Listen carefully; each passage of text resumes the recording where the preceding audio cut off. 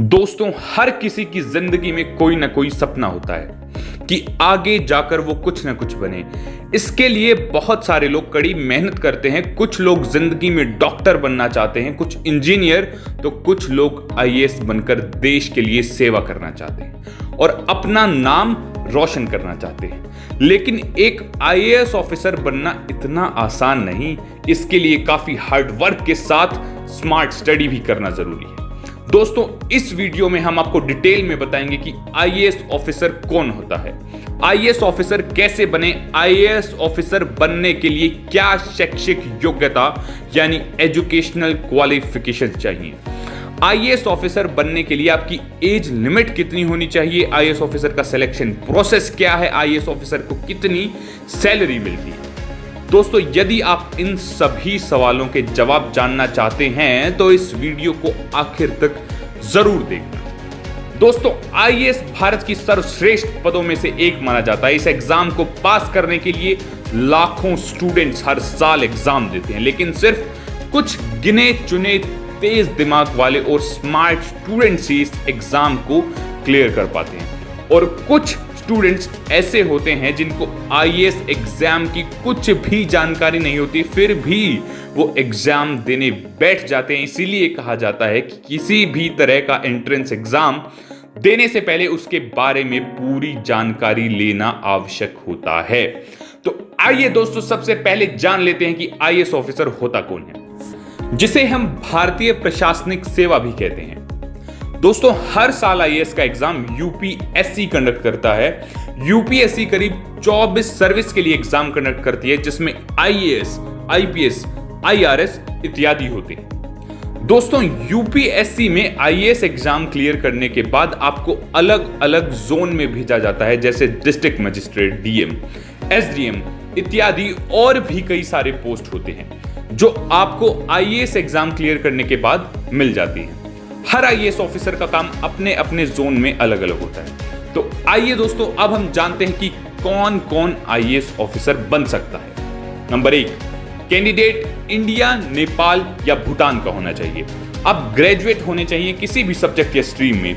आपकी उम्र 21 से 32 साल चाहिए जनरल स्टूडेंट के लिए, और इस कैटेगरी के स्टूडेंट सिर्फ 6 बार इस एग्जाम को दे सकते हैं। एससी एसटी के लिए उम्र 21 से 37 साल तक की होनी चाहिए, और इस कैटेगरी के स्टूडेंट्स के लिए कोई भी एग्जाम अटेम्प्ट लिमिट नहीं है। आप जितनी बार चाहें एग्जाम दे सकते हैं। ओबीसी के लिए 21 से 35 साल तक होनी चाहिए, और इस कैटेगरी के स्टूडेंट्स एग्जाम के लिए 9 बार अटेम्प्ट कर सकते हैं। फिजिकली डिसेबल कैंडिडेट के लिए 21 से 42 साल तक की एज रखी गई है, और इस कैटेगरी में जनरल वाले और ओबीसी वाले कुल 9 अटेम्प्ट दे सकते हैं, और एससी एसटी के लिए कोई भी लिमिट नहीं है।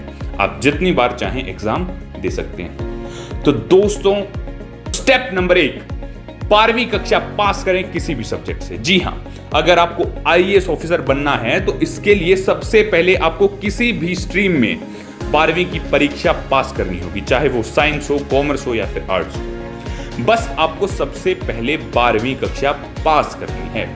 स्टेप नंबर 2, अब ग्रेजुएशन पूरी करें किसी भी कोर्स में। स्टेप नंबर 3, अब यूपीएससी एग्जाम के लिए अप्लाई करें। जी हां, जैसे ही आपकी ग्रेजुएशन पूरी हो जाए तो इसके बाद आप यूपीएससी एग्जाम के लिए अप्लाई कर सकते हैं, या फिर चाहें तो आप फाइनल ईयर में भी इस एग्जाम के लिए अप्लाई कर सकते हैं। अगर आपको आईएएस, आईपीएस, आईआरएस जैसे एग्जाम देने हैं तो सभी के लिए आपको यूपीएससी एग्जाम देना होगा, क्योंकि यूपीएससी ही इन एग्जाम्स को कंडक्ट करता है। जैसे ही आप यूपीएससी एग्जाम के लिए अप्लाई कर देते हैं, इसके बाद आपको 3 मेन एग्जाम को क्लियर करना होता है। सबसे पहला होता है द प्रीलिम्स एग्जाम, दूसरा होता है द मेंस एग्जाम, और लास्ट में होता है इंटरव्यू। स्टेप नंबर 4, अब प्रीलिम्स एग्जाम क्लियर करें। दोस्तों, यूपीएससी एग्जाम में अप्लाई करने के बाद अब आपको सबसे पहला एग्जाम क्लियर करना होगा, जिसका नाम है द प्रिलिमिनरी एग्जाम और the prelims exam. Step number 5, अब मेंस एग्जाम को क्लियर करें। जैसे ही आप पहले एग्जाम को क्लियर कर लेते हैं, यानी प्रीलिम्स एग्जाम को, इसके बाद आपको मेंस एग्जाम क्लियर करना होता है, जो कि बहुत कठिन होता है। इसमें आपको टोटल 9 पेपर देने होंगे, जिसमें आपको रिटन एग्जाम के साथ साथ इंटरव्यू भी देना होगा। ये थोड़ा मुश्किल होता है, इसलिए इस एग्जाम को बहुत लोग क्लियर नहीं कर पाते। अगर आपको आईएएस ऑफिसर बनना है तो आपको एग्जाम में टॉप मार्क्स लाने होंगे। स्टेप नंबर 6, अब इंटरव्यू राउंड क्लियर करें। जी हाँ, जैसे ही आपके दोनों राउंड क्लियर हो जाते हैं, उसके बाद आपको पर्सनल इंटरव्यू के लिए बुलाया जाता है, जो करीब 45 मिनट का होता है। अब आपको इंटरव्यू क्लियर करना होगा। यहां पर कई इंटरव्यू लेने वाले पैनल होते हैं जो आपसे काफी मुश्किल और ट्रिकी सवाल पूछते हैं। आपको इसके लिए तैयार रहना होगा और आपको इस राउंड को भी क्लियर करना होगा, तभी आप एक आईएएस ऑफिसर बन पाएंगे। स्टेप नंबर 7, आईएएस की ट्रेनिंग पूरी करें। जी हां दोस्तों, आईएएस के सभी चरणों को पार कर लेने के बाद उम्मीदवारों को आईएएस की 21 महीने की ट्रेनिंग लेनी होती है।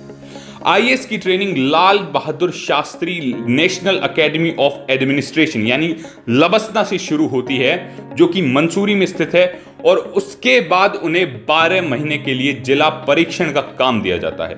इस ट्रेनिंग को पूरा कर लेने के बाद ही वे आईएएस ऑफिसर की पोस्ट संभालने के योग्य बन पाते हैं। दोस्तों, अब हम बात करते हैं कि आईएएस ऑफिसर की सैलरी कितनी होती है। अगर आप एक आईएएस ऑफिसर बन जाते हैं तो आपको पर मंथ कितनी सैलरी मिलेगी।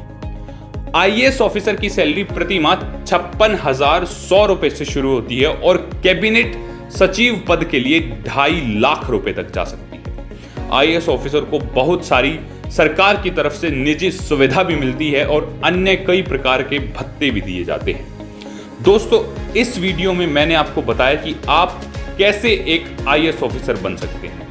आईएएस ऑफिसर बनने के लिए आपके पास क्या क्या क्वालिफिकेशन होनी चाहिए, आईएएस ऑफिसर का सिलेक्शन प्रोसेस क्या है, आईएएस ऑफिसर को कितनी सैलरी मिलती है। यदि अब भी आपके मन में आईएएस ऑफिसर से रिलेटेड कोई भी डाउट है तो आप कमेंट में क्वेश्चन पूछ सकते हैं। अगर आपको ये वीडियो अच्छी लगी तो इसे लाइक जरूर करें और एजुकेशन से रिलेटेड और भी वीडियो देखने के लिए हमारे YouTube चैनल अमकू एजुकेशन को सब्सक्राइब जरूर करें। धन्यवाद दोस्तों।